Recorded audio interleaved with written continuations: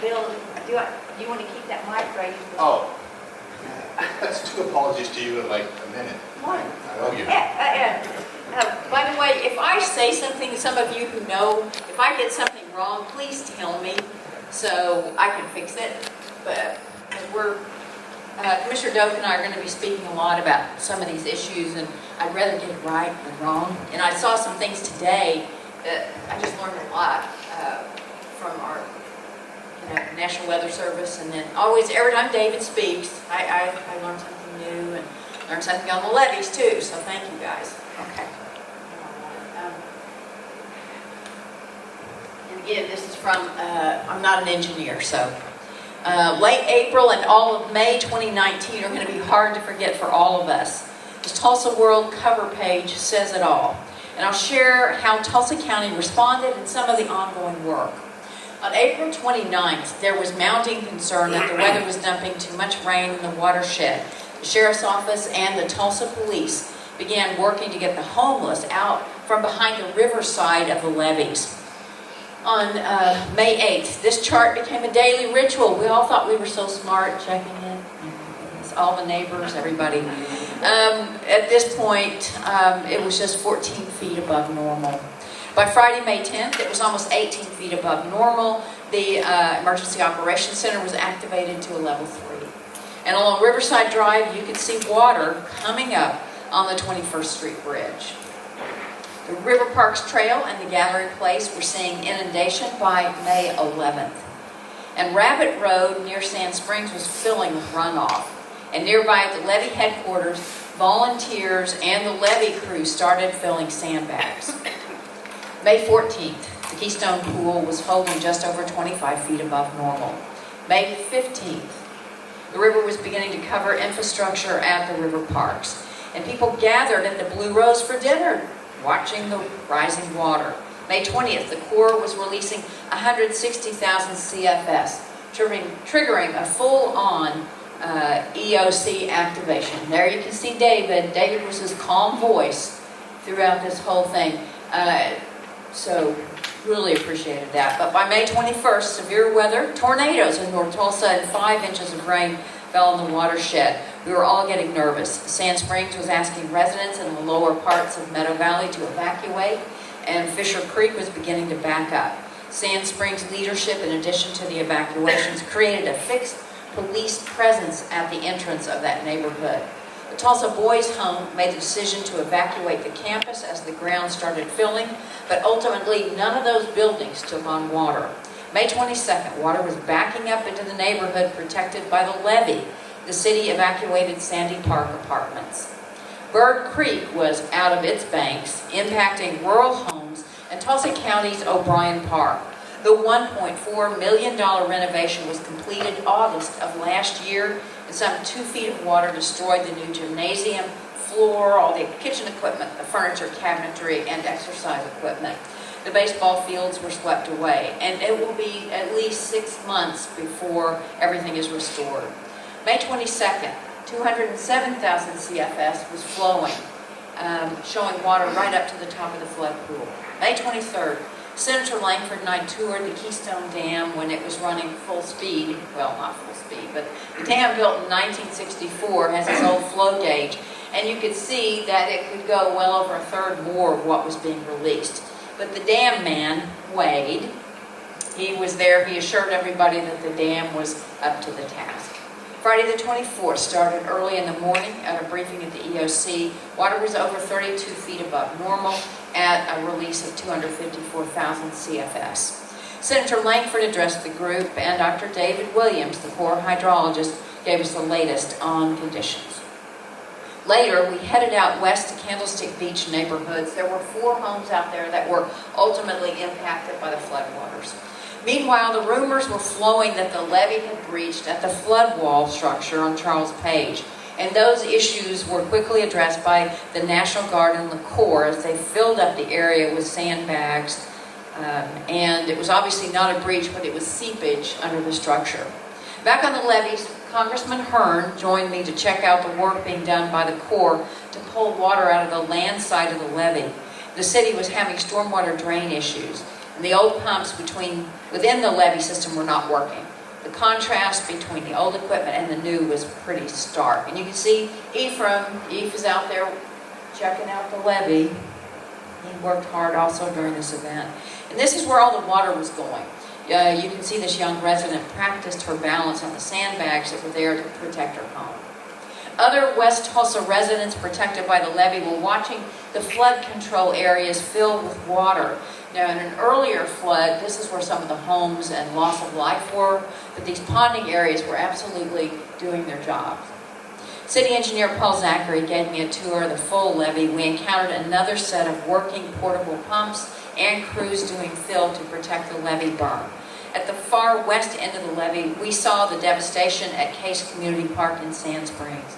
It was almost completely underwater. The city and volunteers are still working to get everything back to normal. The park there still has no power. And as we were leaving, we came upon these levee walkers from the National Guard.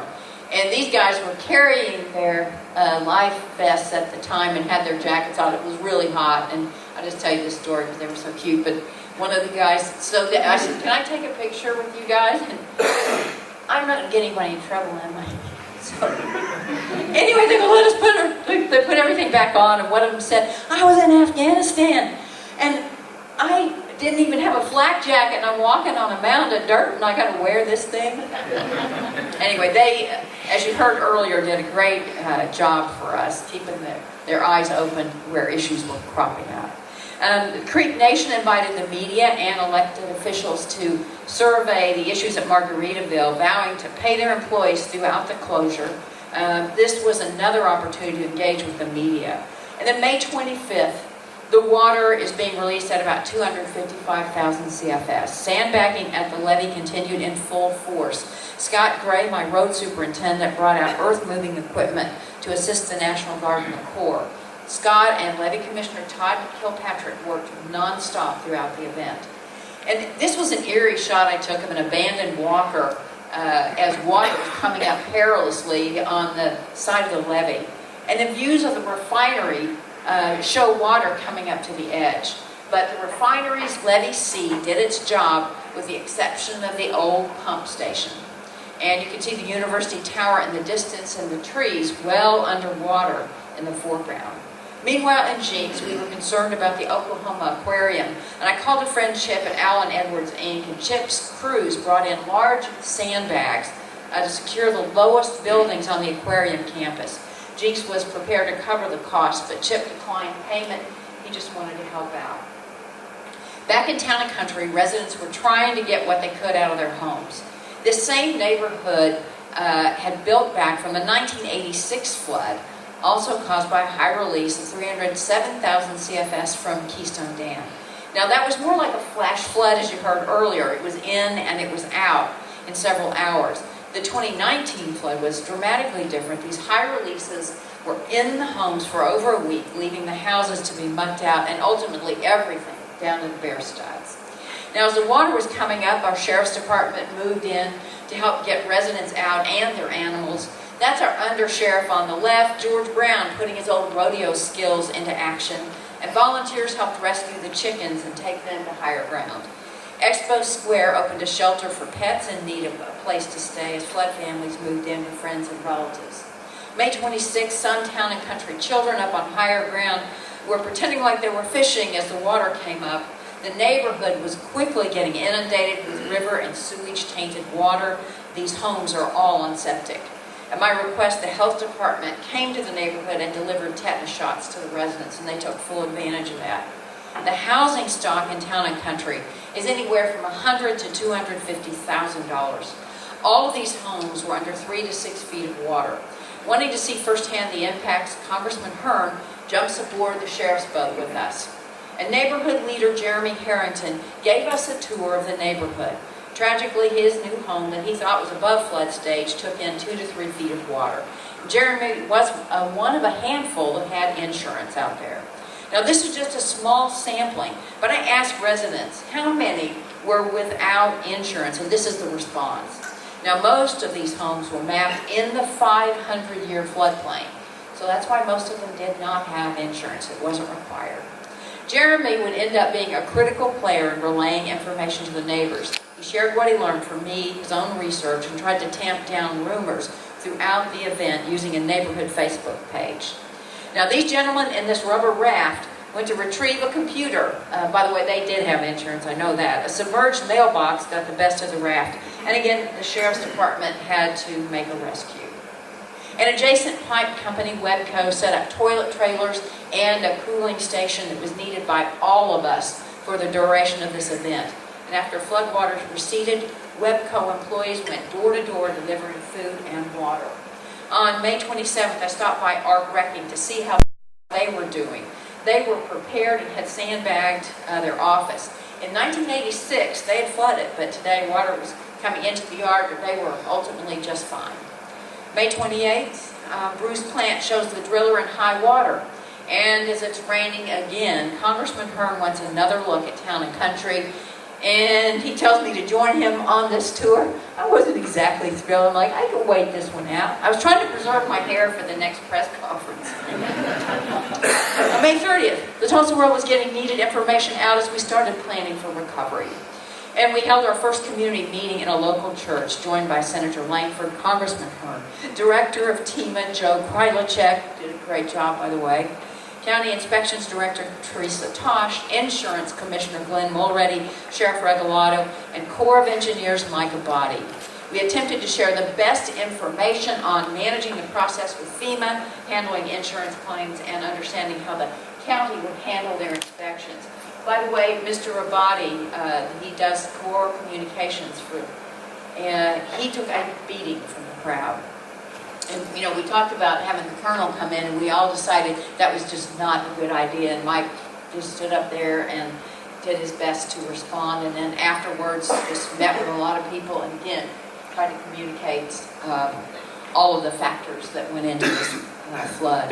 May 31st, with water receding, neighbors began assessing the damages and began the process of mucking out. The county placed roll-offs throughout the neighborhood, spending some $353,000 to haul off all the unending debris. County inspection team led by Teresa Tosh worked over 3 weeks straight as she and her staff assisted residents by assessing their damages and working to get these determination letters to FEMA that would show the extent of the damages. And as you know, telling people what they can and cannot do with their own property is not an easy conversation to be had. Saturday, June 1st, President Trump issued a disaster declaration for Tulsa, Wagner, and Muskogee counties, and FEMA brought in their trailers and staff who began canvassing the neighborhoods. Our next community meeting, we rolled out the determination letters, and it got a little more than fiery. We had the sheriff's deputies join us, and I know you have to have thick skin for this job, but in this case, you can become the punching bag for a lot of frustrations. And what residents didn't appreciate at that time was that Tulsa County got their inspections done before any of the other areas in the state had even started. Annie Vest with Meshach tried to bring some realistic expectations of what FEMA would likely do and how the process would work. In the end, there were numerous requests for reassessments, lots of questions, and today approximately a quarter of the neighborhoods have abandoned their homes or sold them as is for whatever they can get. Many are rebuilding, and several have already moved back in, and others are getting close. Now, as the cleanup got underway, we could not have done this without legions of volunteers, the Minutemen, All Hands and Hearts, Webco, Lowe's, individuals like this gentleman who brought out his Bobcat and picked up debris and loaded it into the dumpsters the county had placed throughout the neighborhood. The Salvation Army was on hand to feed and help residents navigate resources for recovery, and this would go on for days. There are so many people to be thanked, but today the work continues. And here's kind of a thumbnail sketch of how lives were impacted. This is about week 5 of the event. And this is folks that we could track. 22 were living in an RV with a few tents, so we passed a resolution to allow them to put RVs in their driveways. 99 were staying with family members, 35 were in hotels, 11 were in hotels, or in rentals, and 4 are living in their damaged dwellings while they make repairs, which is not a good idea. We had a surprise visitor on June 4th. That is not the visitor, that fish. Vice President Pence and the head of FEMA, Pete Gaynor, with all the security, invaded the neighborhood for a first-hand look, and I was selected as the tour guide. Now, a few days later, I took presidential hopeful Beto O'Rourke on a similar tour. Flooding in Oklahoma and our levee was getting national and international attention. I was interviewed by Sky News, National Public Radio, the New York Times. And bottom line, the Tulsa, West Tulsa, 74-year-old levee system held together with enormous resources. Governor Stitt's quick decision to call out the National Guard likely helped save the levees. And it was pretty dramatic seeing the Black Hawk helicopters dropping those 3,000-pound sandbags on areas where a breach was imminent. Within the past year, Assistant Secretary of the Army, R.D. James, Brigadier General Owen, and Lieutenant General Todd Semonite have all been on the levee, and Semonite came back out during the flood event.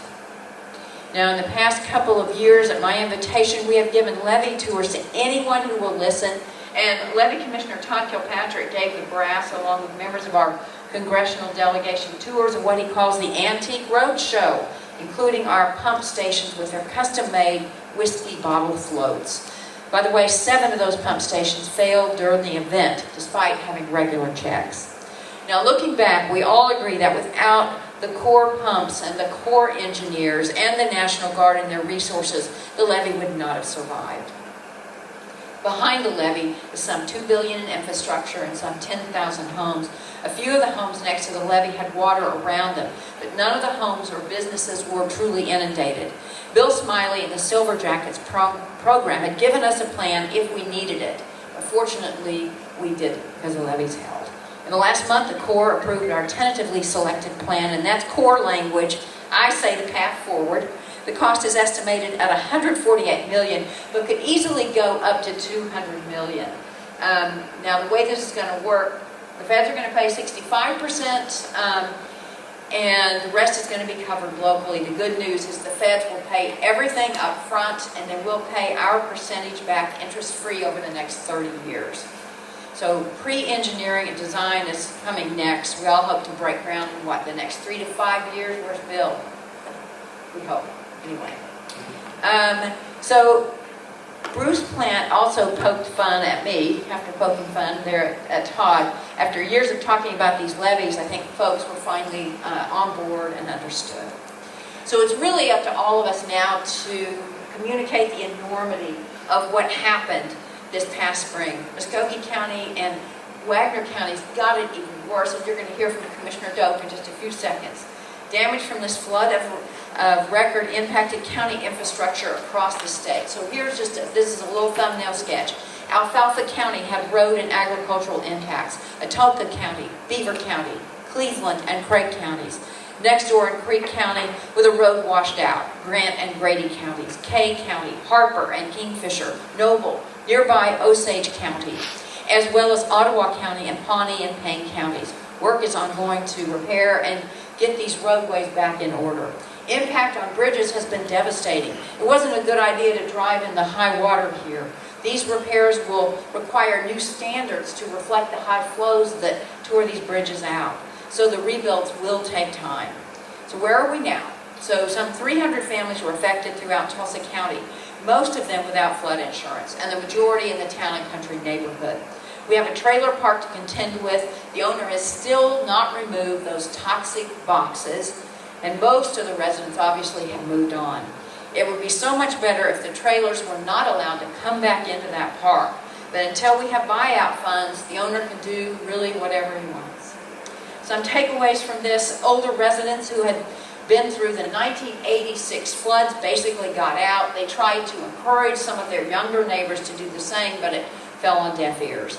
Living below a dam is what I think you all refer to as this false sense of security. And what I've come to understand is that these families do love their homes, their lifestyle, and their neighborhood. And that's why many of them are rebuilding, albeit nervous that this could happen again. We all know it could be next month, next spring, and the cycle start all over again.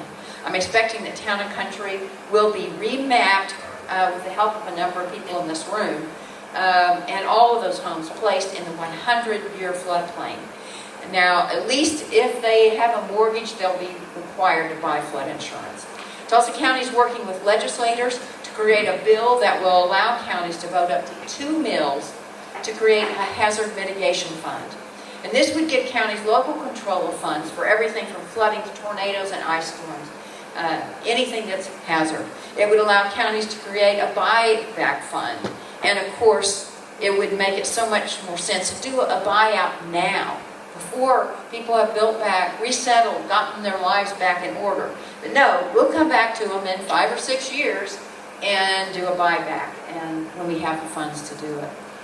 So I think we all agree that the county and the Corps could have perhaps done a better job of letting residents in town and country know to get out. We just should have done more, and that's something I want to work on with you. He's got some amazing things to show us. So, and I know Muskogee County was really busy, and the lead on our levy, Brian, was down, Dr. Taylor was down in Muskogee helping manage the events in their EOC. So, Commissioner Doe?